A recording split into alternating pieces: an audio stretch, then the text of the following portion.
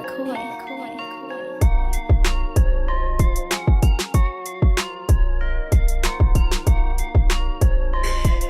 everybody. Happy Friday. Thanks for joining us for another episode of the PHNX Suns Podcast. I'm Lindsay Smith. That's Gerald Bourget.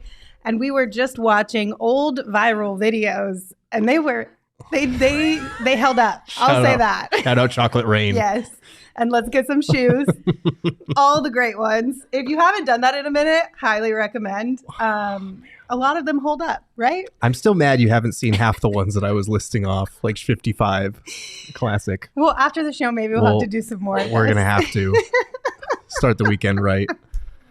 Well, we hope you guys are having a great Friday as well and that your weekend is fantastic. But we've got a lot of stuff to talk about around the NBA and the Phoenix Suns today.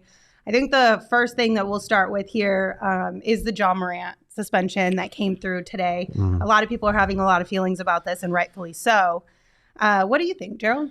I think it's a hard task to thread the needle between not enough games and just really embarrassing considering some of the suspensions you've given out for worse offenses or for lesser offenses. Like a lot of people have brought up that DA was suspended for 25 games for using a diuretic.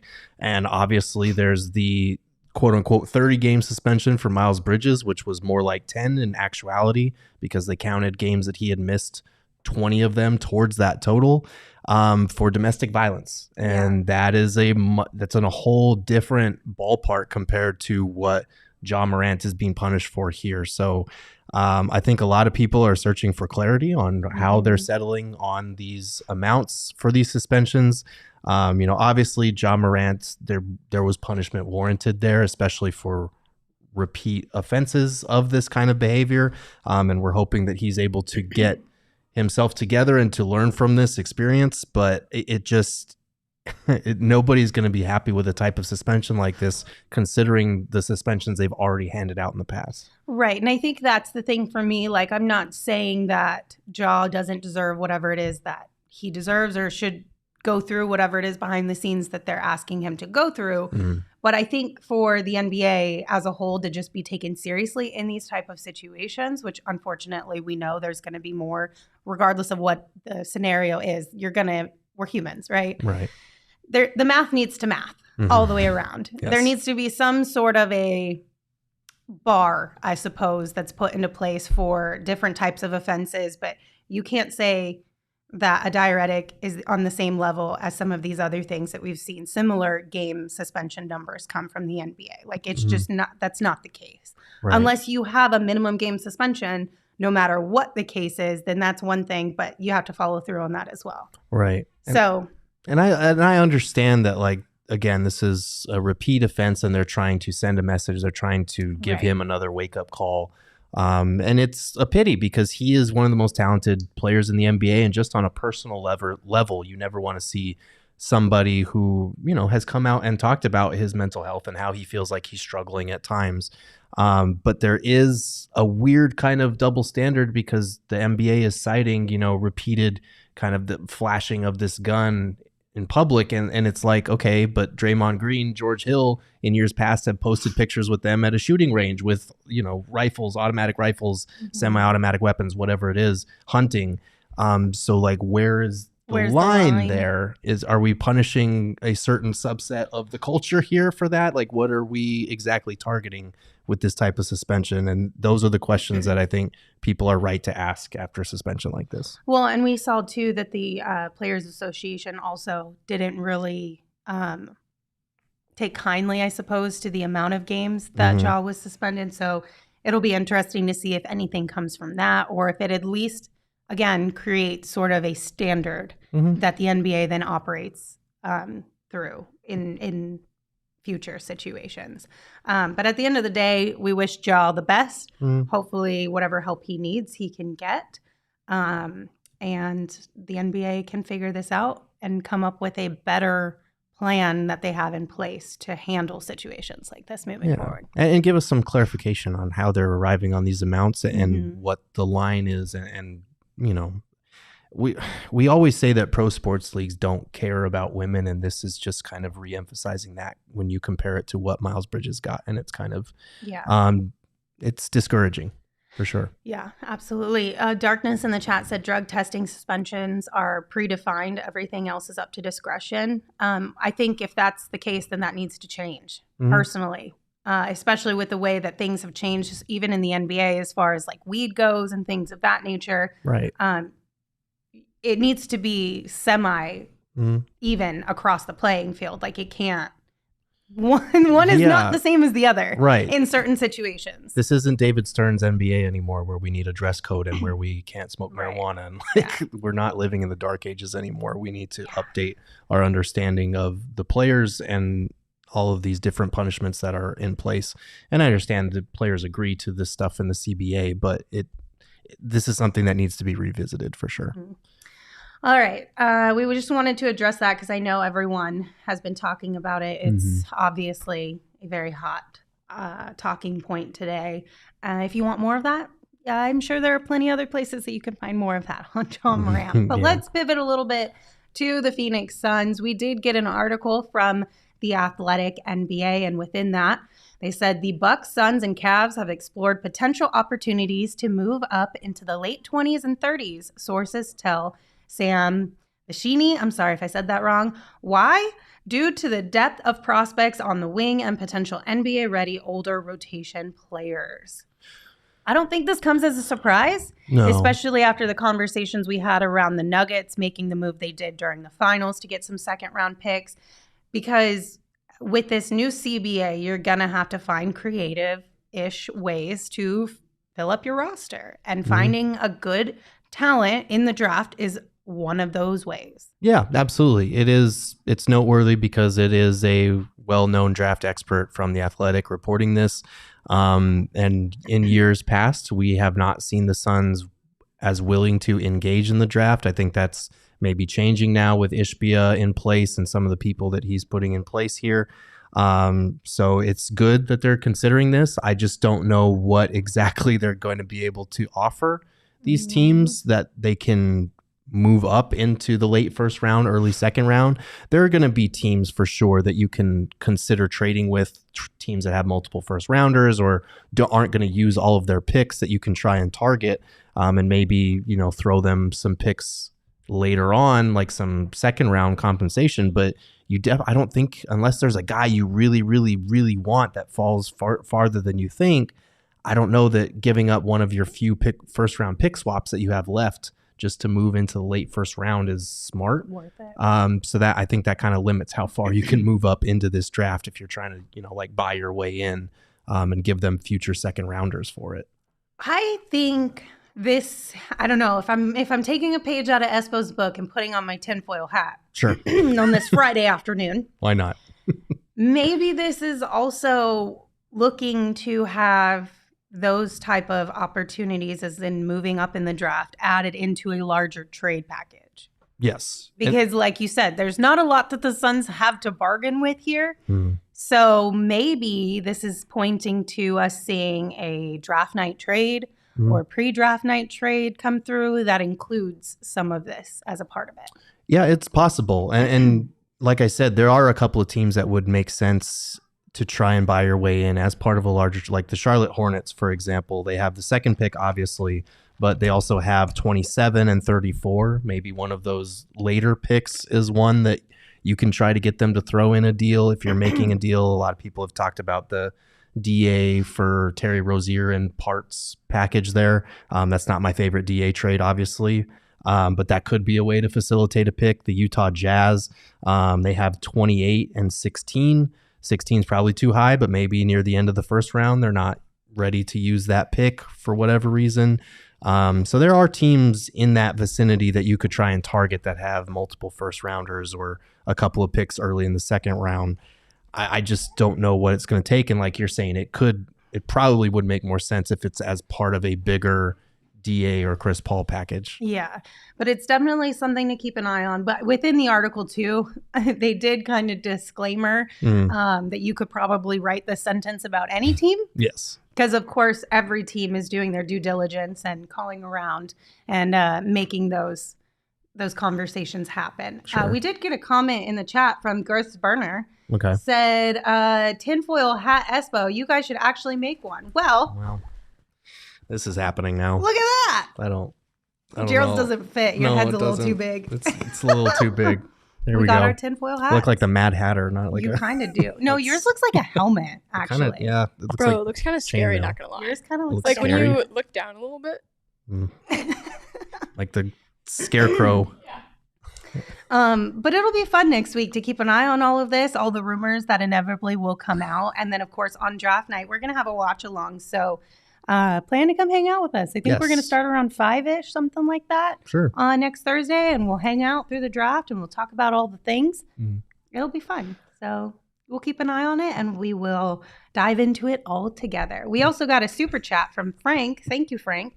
Said, when is Booker's shoe coming out? Wasn't that? Was it later? I think it was either the end of this year or early next year, wasn't it? I want to say it was originally rumored to be coming out spring of 2024. Right. And then we got an update that it might be out towards the holidays of this year. Mm-hmm. So I'm not positive on that one. Holiday 2023 this year. Okay. Yeah. So Nice. Emma just looked it up, holiday 2023. So, Put it on your Christmas list. I mean, that would make a good Christmas gift. It I would. wouldn't be mad about that. The problem with that one, though, is you need your relatives to know in advance, I want this for Christmas. Here's the link you're going to have to repeatedly click refresh on at this time if you want to get me a good present. I think that's more of like a Christmas gift to yourself. Yes, definitely. Unless you have like a significant other who understands how quickly these things kind of move off the shelf and is willing to be that crazy person that has 17 tabs on all different outlets or whatever you have available to you, your computer, your phone, your iPad, and so on and so forth. If they to wanted try and get a hold of them. they would. Heyo. Yeah. That's true. You're not wrong. Care more. Christmas is a ways away, but if you're trying to get a head start on the holidays, maybe even if you're just looking ahead to Father's Day, which I know is just around the corner, our friends over at Pins and Aces make some really cool stuff. They are the official golf apparel partner of PHNX and ALLCITY. We love all of our gear that we got from Pins and Aces. We get tons of compliments on it, both on and off the course. It's great because you can wear them in both settings, right? You don't look out of place if you're wearing it and you're not on a golf course, which I appreciate very much. They make amazing polos, hats, golf bags. They even have beer sleeves and a bunch of innovative products that you guys will love. Check out pinsandaces.com and use that promo code PHNX to receive 15% off your first order and get free shipping. That's pinsandaces.com. PHNX is the code. Also, it is summertime, so I know it's a little weird to be thinking of teachers right now. And also, maybe some of you are no longer in school, so you're not thinking about teachers anymore either. But Four Peaks is, they are thanking teachers during this time of year. Every year, they donate school supplies to teachers around the valley. And this year, they're giving away $11,000 cash grants. So one lucky teacher will win a teacher's lounge renovation provided by Four Peaks. So to thank a teacher, go to fourpeaks4teachers.org, complete the form, and enter for their chance to win. The nominations are due June 30th. They're also having Teachers Tuesdays at the 8th Street Pub. So every Tuesday through July, bring a valid teacher ID if you are a teacher and receive $4 pints of Kilt Lifter, Wow Wheat, Hazy, and Hop Knot.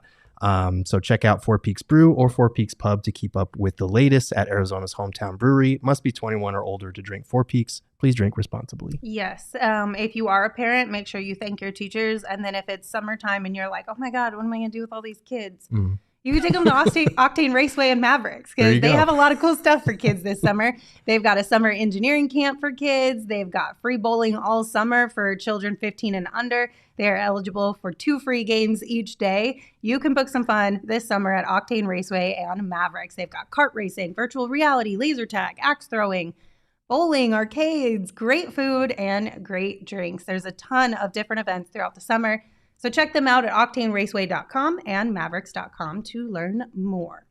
So Gerald, we've talked a lot about Kyle Kuzma. Yes. I'm going to take this shirt off. You don't want to wear it the whole show? It's getting too hot in here. Oh, honestly. is it? Okay, yeah, fine. I'm warming up. Fine. I need one of your hat off, I might need one of your 17 drinks that you have here. Dude, I went back in the chat. No. They're all mine. No one said anything. But You those got are this mine, one. though. I'll share that one. Okay, with you. thank you.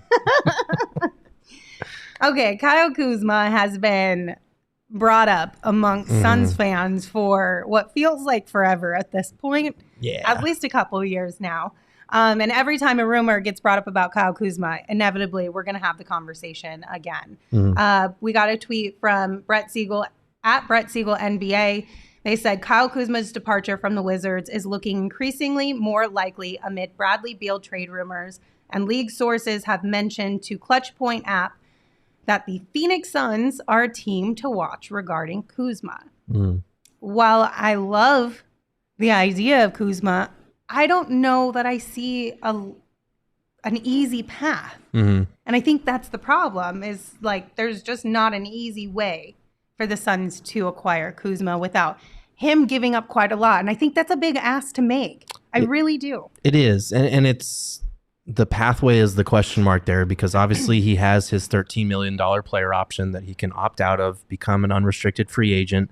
Obviously, the Wizards may or may not be re-signing him depending on what happens with the Bradley Beal situation. They're obviously trading their centerpiece, and that signals a rebuild. So maybe they're not going to want to pay Kuzma the upwards of $20 million around there that he could probably make on the free agency market to keep him around, because he is 27. So he's not a young player. He's not an old player, but I don't know if you are rebuilding, you want to be paying Kuzma that much money over the next 4 years or whatever it is. So if he opts out, then you're looking at a sign and trade situation, which makes the math on a trade more complicated. You're signing Kuzma to probably a bigger deal than what he's currently making, which I don't know that he's worth that. You also hard cap yourself at $169 million that you cannot go above now.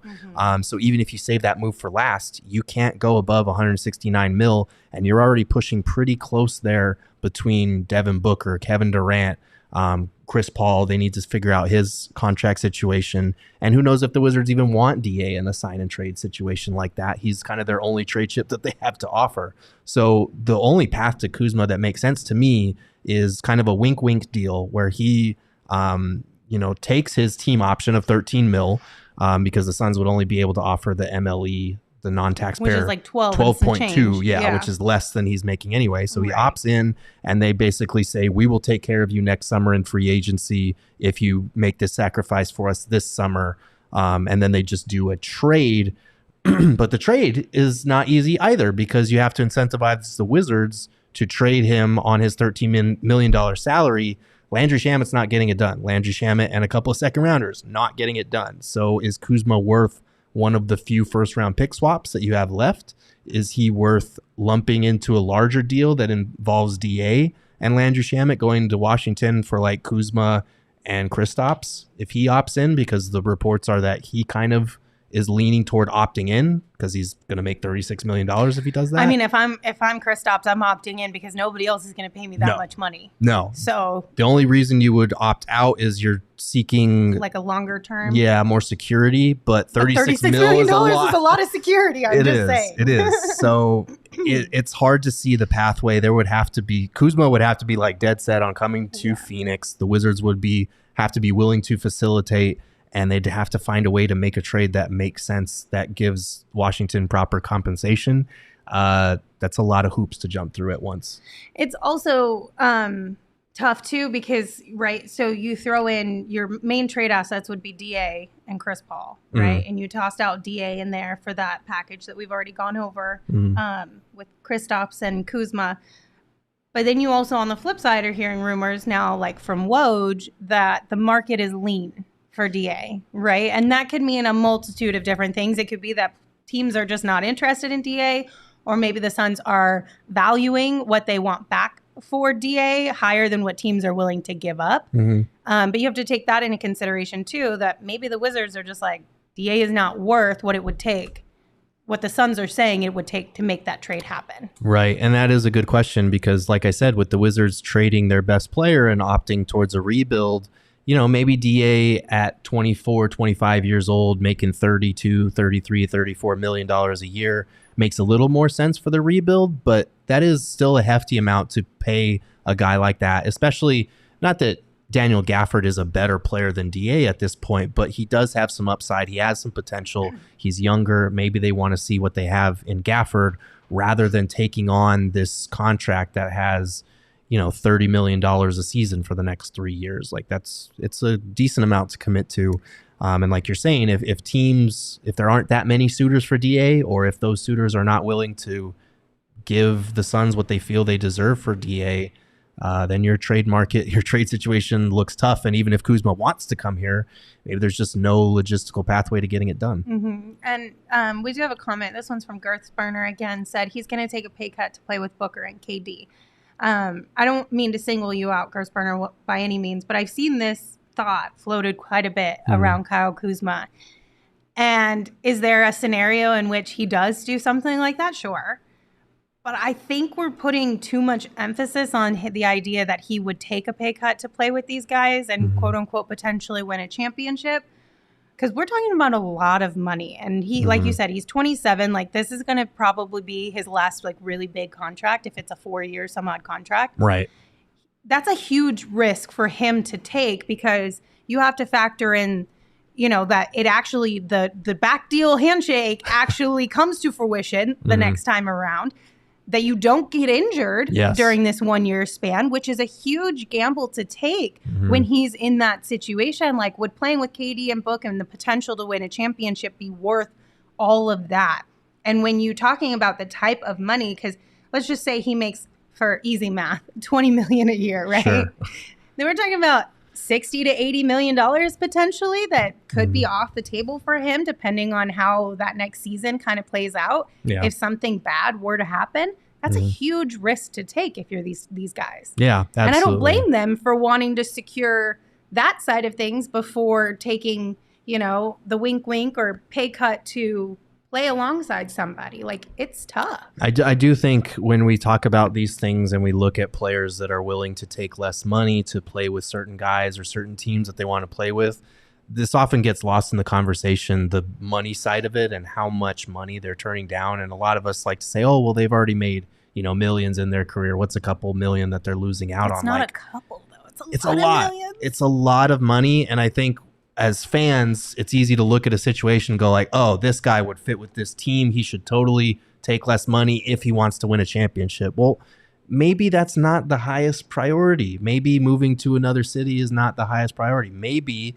some guys are okay with competing on good teams, but maybe not for a championship, and making a lot more money, like $20 million a year. Like, it's not ingrained in every single NBA player's DNA. Like, I need to win a championship for my career to matter. We're the only ones that do that. So that is something to keep in mind, because I know for a fact, if I was playing on the Pacers and we were winning 30 games a year and I was making, you know, $15 million a season and just an average player, I'd be okay with that. That would be a great career for me. Like, some people just aren't wired that way. A lot of these guys are, but not all of them are. So it's something to keep in mind, because we overlook the family component, uprooting your family to play somewhere else. We overlook the money component, how much money you're turning down or making somewhere else. We're overlooking just wanting to live in certain cities. Some guys don't want to live in heat. Some people prefer the cold to the hot. Like, a lot of these things just kind of go under the radar a lot of the time. Yeah, there's just a lot of stuff behind the scenes. And I think that sometimes we just put too much emphasis on, like, friendships across the NBA. Right. I know that's a big one, of course. And then even just like the potential to play on a contender.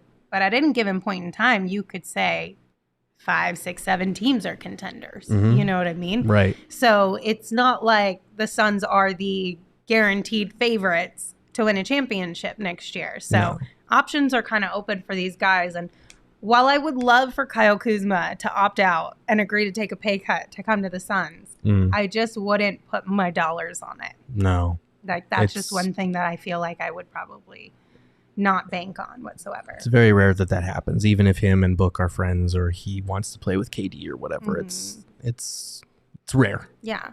And you also have, like, as much as it might work out, the Suns front office might not value Kuzma in that way. They might have a target that they think could be better for them. You know what I mean? Because it has to work on both sides too. And who knows what's going on over in that Suns front office at this point.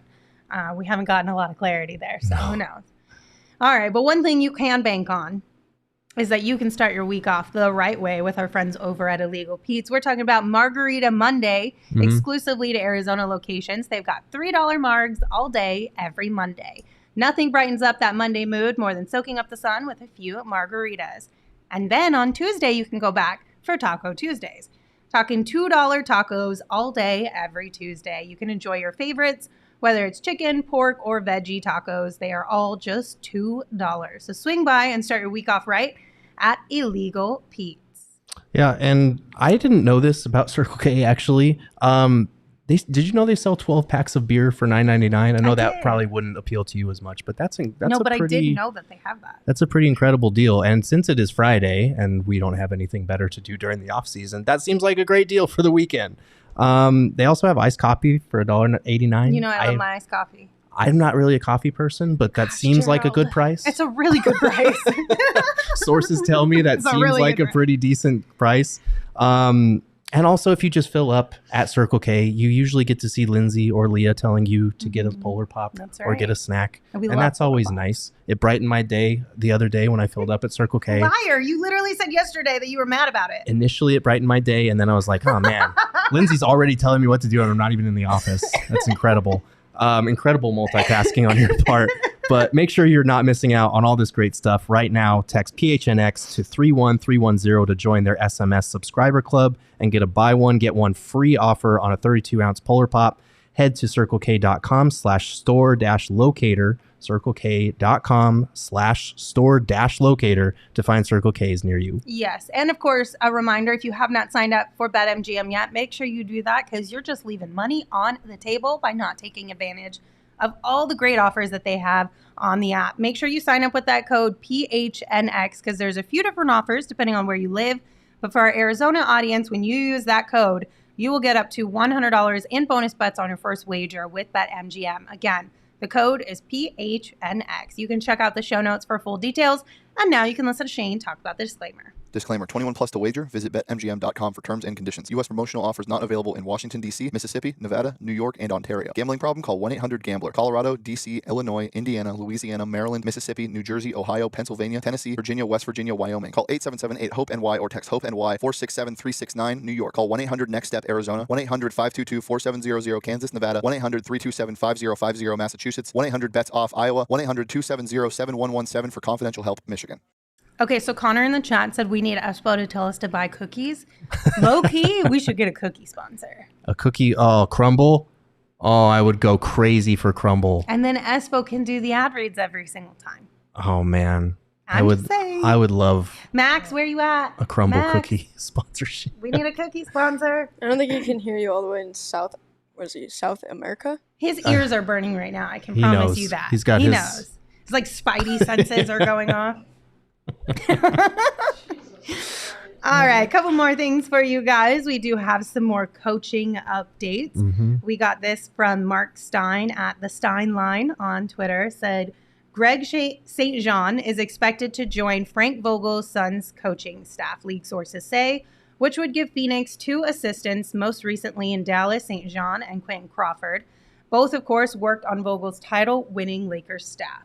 What do you think about this move, Gerald? I mean, I'll be honest, with assistant coaches, we see probably like less than 5% of what they do, so they can be harder to evaluate. And I'll be honest, this is a name that pops up and you like Google them because you don't know shit about them because there's a ton of assistants in the league. But here's what we do know. He is coming off a run with the Dallas Mavericks. He's mostly known as a player development coach. He spent time with Vogel as a development coach and advanced scout with the Los Angeles Lakers, and he was part of that championship staff that won back in 2020. So that familiarity is good. Vogel has rounded out his roster with guys that have worked with him in Fizdale, Crawford as well. So there's potential there, I guess. It's good that they're bringing in someone who has kind of a background in player development, because we know that drafting and developing has not since, like, you know, other than the core four has not really been a focus in supplementing the roster. So that's good. Which that's the one thing that makes my ears stand up or whatever. Perk up. Yep. There you go. You knew what I meant, right? Because the Suns have to put more emphasis in that now with the way that the new CBA is lined out. And again, we've talked about this over and over. And I know we asked the question a few weeks back is James Jones the right guy to be able to find these players that you can develop. Mm-hmm. And regardless if he is or isn't, whoever you have on your squad, that inevitably is going to be a younger guy or newer into the league anyway, even if it's not by age, you're going to have to put a little bit more on their shoulders and a little bit more emphasis on helping them develop, because you're so limited as far as like the money side of things go in the NBA now. And we know Matt Ishbia cares about it to the extent of at least wanting to bring a G League team back, which hopefully sooner rather than later. What was the year that the NBA said that all 30 franchises would have one by? I think it was by 2024. So that's literally coming around by the 2024 season, maybe. So they have until next offseason to really get it. Probably. To get it going. Mm-hmm. But they're going to have to put some emphasis into that. And especially if you believe the rumors that we talked about at the top of the show, that the Suns are looking to move up in the draft to the 20s, 30s-ish range, you're going to have to put some coaches with whoever that young player is that you're able to bring in if you expect them to be able to help you this season. And that's what the report was, that maybe they're closer to being NBA ready. Maybe they're a little bit older than the ones coming fresh out of college, that you can actually utilize them. So we love a good player development coach. Yeah, we do. And it wouldn't surprise me if he winds up being the guy that coaches the Suns Summer League team right now. As far as that roster is concerned, it might be whoever they take at 52 and a bunch of randos, kind of like last year when it was Ish Smith and basically everybody else that had like no actual ties to the Suns organization. So it'll be interesting to see what he's about if that is the case and he winds up coaching the Summer League team. He did coach the Mavs Summer League team in Las Vegas. So he has experience with that. And his dad, he's also kind of a well-connected NBA family name because his father, Gary St. John, was the head coach of the Kings from 92 to 97 and the general manager of the Warriors from 98 to 2004. So he's probably well connected within the league. So it'll be interesting to see what he's about, but I like the player development background and having kind of a diverse and well-rounded coaching staff. I also kind of like that he's coming from the Mavs. One, because you get a little bit of insight into the Mavericks in general, and we love that, but also because I know it's been a minute since this has been rumored, but there has been rumors of the Suns being potentially connected to the Mavs as far as a trade partner goes. Yes. This offseason. So he would have some more insight, like direct insight to the players who may or may not be offered within those trades. Yeah. And could share that insight with the guys in the front office, guys and gals in the front office. So yeah, I like that. Never hurts to have that insider perspective for sure. We love somebody who can bring us some tea. Always a good thing. And then we also want to give out some flowers here on this Friday afternoon to former Sun, but always favorite in our heart, Cam Johnson. Adrian Wojnarowski tweeted out that Brooklyn Nets forward Cam Johnson has committed to play for Team USA's FIBA World Cup team this summer in the Philippines, sources tell ESPN. He'll be joining his twin Nets teammate, Mikal Bridges, on USA's basketball developing plans for a 12-man roster. This is really cool. The Twins are on fun. Team USA. I know it's just the FIBA World Cup, but during that time of year, there's not a lot on, and we all flock to watch basketball anyway, so it'll be cool, and it's a great development opportunity for them. Devin Booker has talked a lot about the relationships that he's formed with guys, Kevin Durant included, playing for Team USA. So this is a really cool opportunity for him. He's heading into a solid payday, it looks like, as a restricted free agent this summer. So good for him, good for Mikal. Wish him the best, and it'll be fun watching the Twins and being able to root for them on Team USA, even as Suns fans, now that they're Nets. So that'll be fun. It's kind of like it's a neutral territory, right? Like you can root for Team USA across the board. Yeah. You don't have to be like, no, they're Nets now, so we can't root for them. Right. You don't have to worry about any of those like internal conflicts. Yes. And here's the thing, because I know Saul and Espo are not on the same page as we are about this type of thing and like wondering why are we still talking about them?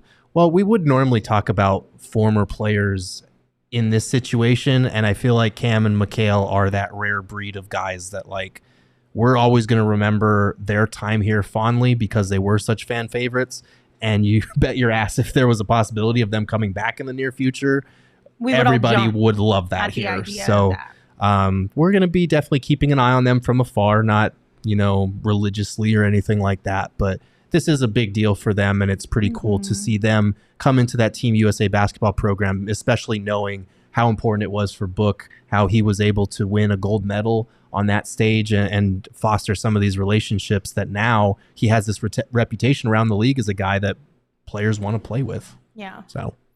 Okay, so I'm going to put you on the spot here because Colin in the chat said, just got a Bleacher Report notification saying the Suns are targeting Malcolm Brogdon and John Collins. Thoughts? I mean, just Brogdon, obviously off the cuff here. Yeah, I mean, Brogdon makes sense for the Suns.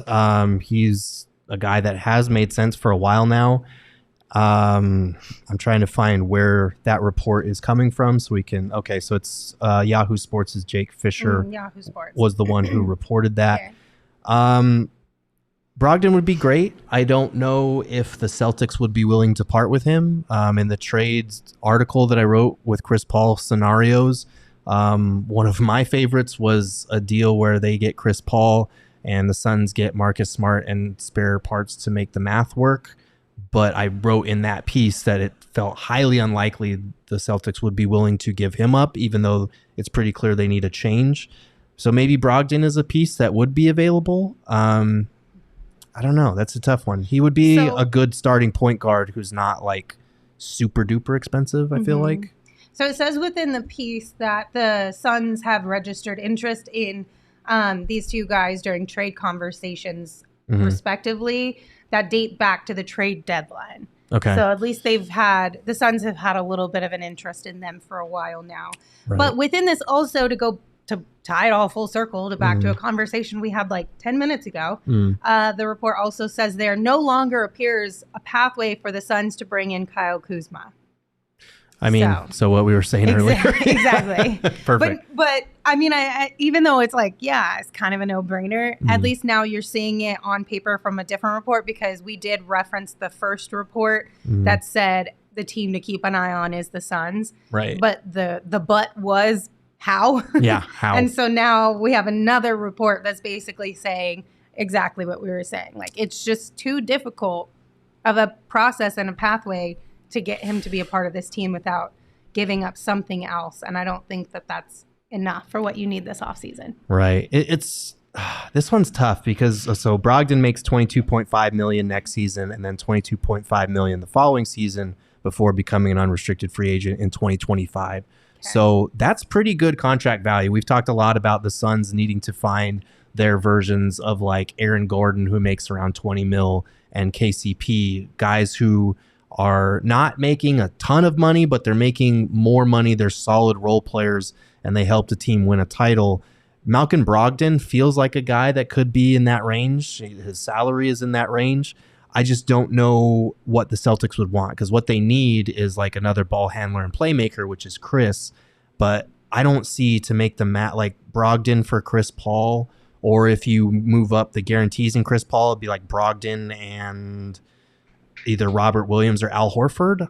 That seems too rich for the Celtics to give all that up for a 38-year-old Chris Paul. I don't, and DA makes sense from a talent perspective, but they have Robert Williams and Al Horford on a lot less money. Like, both of those two combined make $10 million less than DA makes. So I feel like I'd rather have that than trade for DA. I don't know. That's a tough one to figure out what you would need to do to satisfy their trade needs. Yeah, and maybe we'll dive into it a little bit more on Tuesday when we've got more trade machine. Oh, Tuesday shenanigans coming your way. I have a feeling big one coming that up. Tuesday's trade machine, we're gonna wear out the trade machine. It's gonna be our wildest one. We already have like 4 that we already have planned, and now we might have to add a few more based on some of the reports that we're seeing today and over the weekend. So we do have some information on a couple of trades that might make sense. And then obviously for Tuesday, I'll be putting together a massive DeAndre Ayton trade possibilities article. So we'll have plenty of trade machine stuff this Tuesday. There was a tidbit dropped in the Die Hard Discord today by Saul Bookman. So if you're a Die Hard, check out the Discord. If you're not a Die Hard, you should become one. Yep, because you're missing then you get out. little things like that. Exactly. All right, Gerald. Anything else that's on your mind today? No, not really. What are you going to do this weekend? I might go check out that new Pixar movie. Probably just moving some stuff around in the house, and then my sister's family is coming into town and staying with us, so we're just probably going to chill by the pool, grill a little bit. relax. Sounds like a normal girth weekend, I feel like. And then prepare to blow up the internet for Trade Machine Tuesday. Got to recharge. Oh boy, looking forward to that. I think I'm going to take this hat. Are you? Like, I'm not mad at it. I was going to ask. I'm going to steal this hat. I was going to ask what your weekend plans were, but I'm going to wear this I'm going hat. to. I'm going to wear my hat. That's it. I'm just going to wear this hat all weekend, and that's the only thing I'm going to do. Sounds fantastic. Great Right? weekend ahead. Absolutely. Really looking forward to it. You should have filmed your Circle K commercial with that hat on. Dang, I should have. I don't think we had him at that point, or I totally would have, because my hair in that video looked like boo-boo. I didn't want to say anything, but Well, you know, let's be honest. And the good thing about the Circle K TVs is that it's like a plexiglass, because, you know, you don't want to have like a normal television screen out there just because the elements and whatnot. right. So it's like a little soft focused in and of itself, Okay, because sometimes it's a little scratched up. So you can't really tell that my hair looks that bad. that's true. It worked to my favor. What do you know? Should I do bucket hats over beanies? I have a couple, but I've never worn them because I feel weird in them. I feel like In the summertime, maybe. Whoa. maybe in the summertime. Should I just mix it up and just wear Like hats for a and special beanies all segment. the time? like a special segment. I don't know if you could live with yourself if you went from beanies to bucket hats full time. No, she Beanies are said summertime only. Yeah, like in summer. In Mm. So the like summer. when it would be, Lindsay, why don't you just wear a hat, queen? What? Why don't you just wear like a normal hat, like any hat you want? Your life. Do you? I just don't like baseball hats on my head. like Like, you know how hats the look weird bucket on my hat head. fit weird on your head? I feel like Yes. baseball hats fit weird on my head. Every hat fits weird on my head. My head is oddly misshapen or some shit. I don't know what it is, but every hat looks weird. Gerald? So is that the goal for the summer, to find a hat that looks good on Gerald? We'll I try think one you out should every try week. that one. Try one Try out that every one. week. Which one? That one? Yeah, do it oh, real quick. no. I Do don't it, know Gerald, if do that- it. I don't know. See, I feel like you're sleeping on these type of hats, because I wore it to our golf tournament, and these hats are legit. I mean, What do you guys think? see, it just doesn't. I don't know. I like it. I think this works. I need one of these type of hats for like doing yard You work. do. Now that I'm a homeowner, They're super I gotta get important. one of the dad hats that protects. Maybe even with the like flank thing on the neck to protect my neck from the Yeah, sun. and you get a little wet. Just It's a lean nice into little it breeze. fully. Keeps you cool. Yeah. Well, you there we remember go. your what was it? A Billabong hat, the big one. Yeah, the one I wore to the golf tournament. I like that. I love that hat. I feel like I should wear that again. Yeah, you should. So Girth Burner said Lindsay should get a hat that has Saul, Girth, and Espo's face on it. That's too much. Your hats are a punishment now. Yeah, that's too much. That would take the joy out of wearing hats. No offense. No offense. No offense. I don't want your ugly mug on my hat. It would ruin the hat. All right. Well, if you guys are going to be out in the sun, make sure you wear hats this weekend, because it is getting a little warm out there, and we want to make sure that your skin is well protected. Thank you guys for joining us. We appreciate you as always. Until we see you on Monday, you can follow the show on Twitter at PHNX_Suns. You can follow me at Lindsay Smith AZ. And of course, you can follow Gerald at Gerald Bourget. Gerald, take us home. I don't look good in hats. That's all I I gotta like this say. one. Wait, hold on. We did get a super chat last minute from Oh, did we? Libertarian Sasquatch. Says, Okay. you need the classic Burberry bucket hat. Okay, I'll look into it. There you Thank go. you, Libertarian Sasquatch. Okay, bye. Got to understand me, I'll always rep the family. Rally in the valley like Dan G, no plan B. Always on the job, my team move like the mob. Turn the beat on, I throw it down like DA on the live. Best